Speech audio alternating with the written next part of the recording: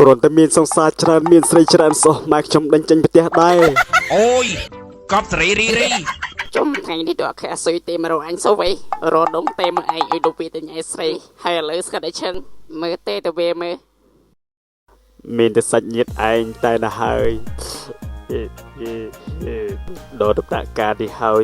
បាច់រស់បាច់អីទេអាណាទេបោកអញលែងលើកដែរវ៉អ៊ីអាអ៊ីអូអាអ៊ីអេអូអូអាអាអូអ៊ីអូអាអូអ៊ីអូអ៊ីអ៊ីអាចំកើតអីបានជាវាមិនលើកទូរស័ព្ទចឹងមិនកើតទេតែតាមមើលវាសិនសង្ស័យដូរវល់សងំផឹកម្នាក់ឯងហើយមើលទៅបានទេមិនលើកសង្ស័យតែភ្លាក់ភ្នែកបាត់ហើយ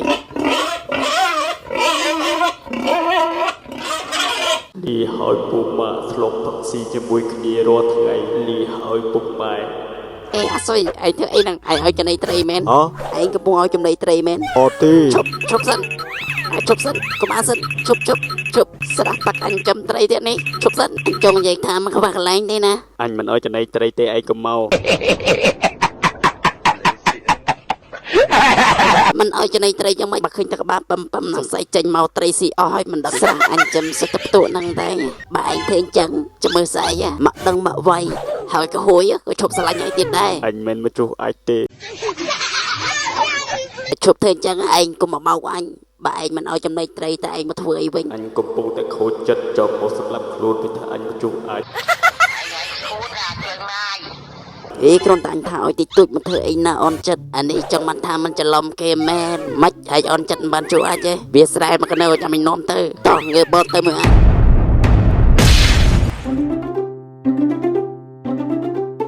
ណែអសុយឯងថ្ងៃនេះដូចជាចម្លែកម៉េះមិនឃើញមាត់គោសោះស្រីបោកទៀតហើយអីឯងមានរឿងកាត់ទុកមិនសុខចិត្តអីឯងប្រាប់គ្នាមកចាំគ្នាជួយដោះស្រាយឯងអង្គុយទៅនឹងសិនទៅហើយពួកម៉ាក់ឯងខូចចិត្តរឿងអីទៅប្រាប់គ្នាបន្តិចមើលម៉ែអញកាត់ការអញចោលគ្រាន់តែអញមានស្រីច្រើនសង្សារច្រើន